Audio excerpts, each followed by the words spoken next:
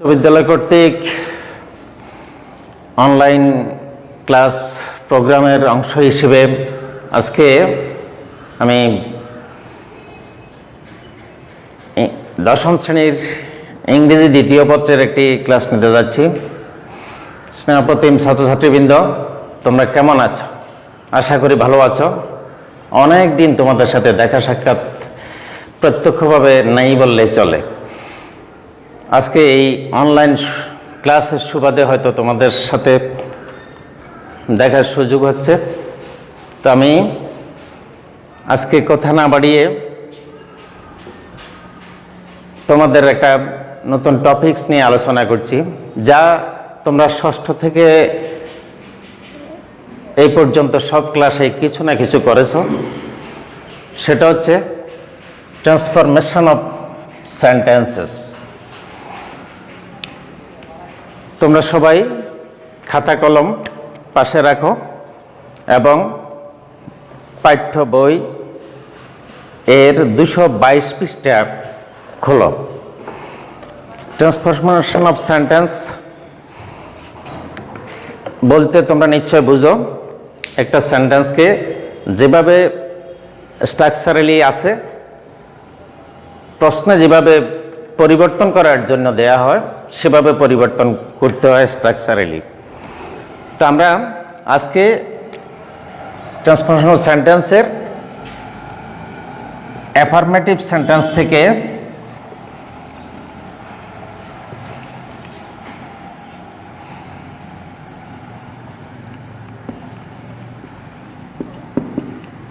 Negative সেন্টেন্সে পরিবর্তনের নিয়মগুলো নিয়ে আলোচনা করব।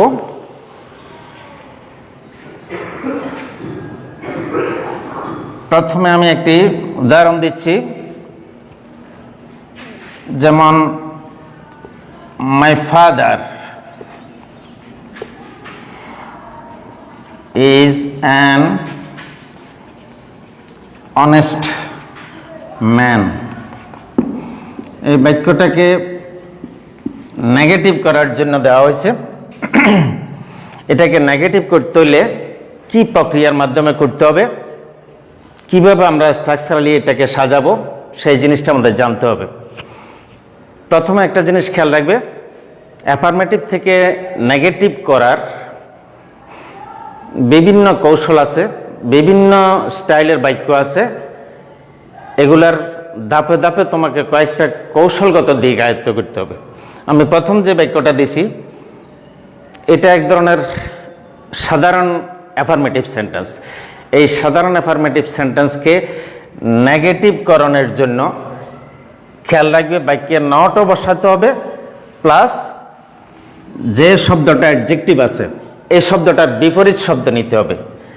তাইলে আমরা যদি এই বাক্যটাকে নেগেটিভ করি তাইলে এটা করতে হবে এইভাবে, মাই ফাদার ইজ নট বসাইলাম, এরপরে অনেস্ট শব্দটার বিপরীত শব্দ নিতে হবে।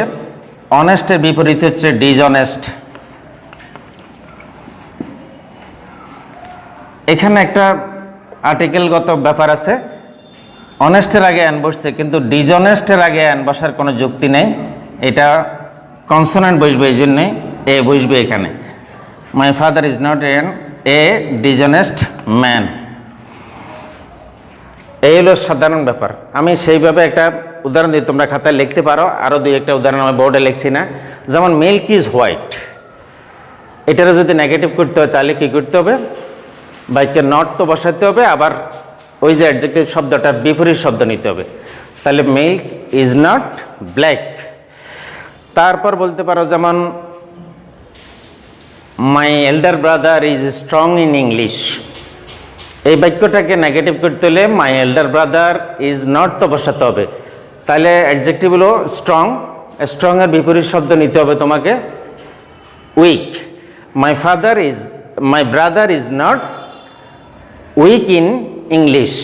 এইভাবে সাধারণ বাক্যগুলো এইভাবেই করতে হবে, নট বসাতে হবে এবং বিপরীত শব্দ নিতে হবে।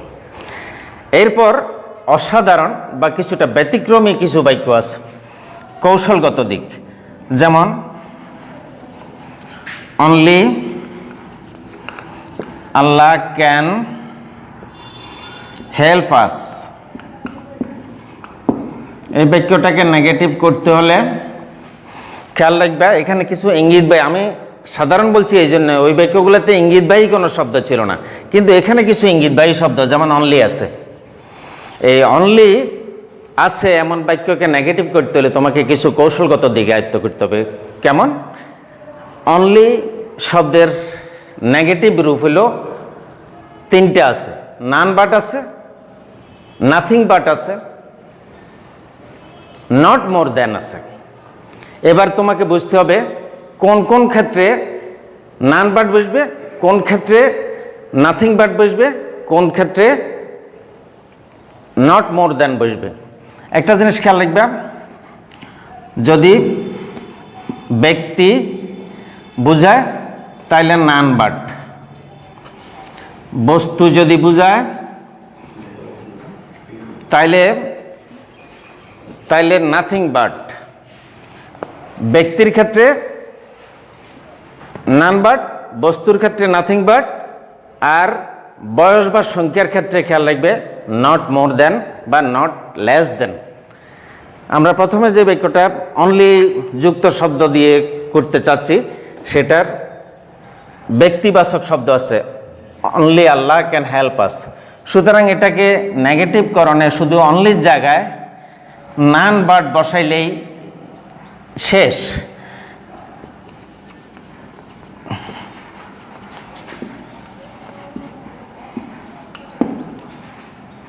None but Allah can help us, শুধু অনলির জায়গায় পরিবর্তনটাই, আর কোনো পরিবর্তন বাক্যের দরকার নেই। আরেকটা উদাহরণ দিই, সেটা হচ্ছে এ চাইল্ড লাইকস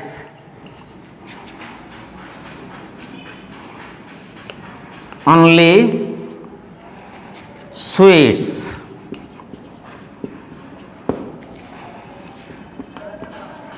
এটাকেও নেগেটিভ করতে হলে এখানে অনলি আছে, এখানে অনলি ছিল, পার্থক্য হলো এখানে ব্যক্তিবাচক শব্দ ছিল এই জন্য নান বাট বসাইছি, কিন্তু অনলি এখানে বস্তুবাচক শব্দের পরিবর্তে আসছে বা বস্তুবাচক শব্দের আগে আসছে, এই জন্যই এখানে এ চাইল্ড লাইকস এদিকে কোনো পরিবর্তন নাই, অনলির জায়গায় এখানে কিন্তু নান বাট বসানো যাবে না। ওই যে বলছি ব্যক্তি বুঝাইলে নান বাট, আর বস্তুবাচক কিছুর পূর্বে যদি অনলি থাকে তাহলে নাথিং বাট, শুধু নাথিং বাট আর বাকিটা বসে যাবে, অনলির জায়গায় nothing but.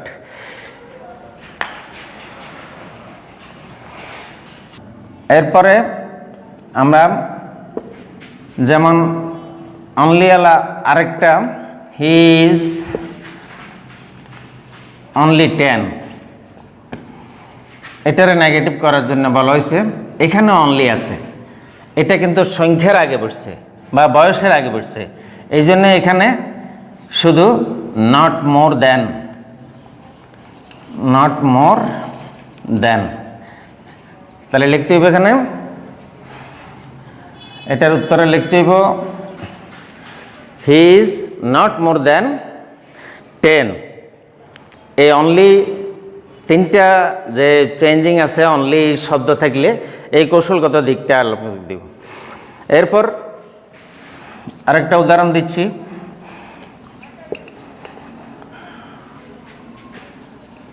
We must obey the law, we must obey the law. এই বাক্যটা নেগেটিভ করতে হলে বিশেষ শব্দ ইঙ্গিত ভাই, সেটা হলো মাস্ট। যদি মাস্ট থাকে বাক্যের মধ্যে সেটাকে নেগেটিভে রূপান্তর করতে শুধু মাস্টের জায়গায় cannot but, cannot but obey the law. আরেকটা উদাহরণ, এভরি মাদার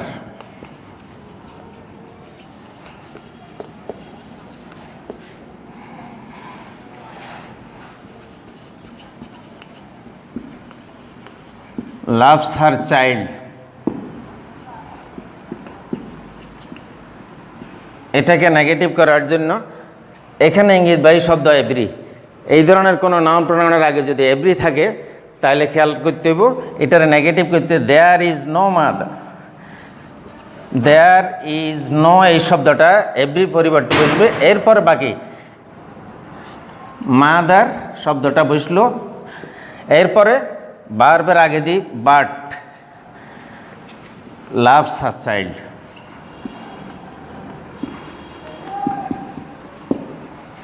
ঠিক আছে, আমি 6টা বাক্য করালাম, এখানে আবার আলোচনা করতেছি।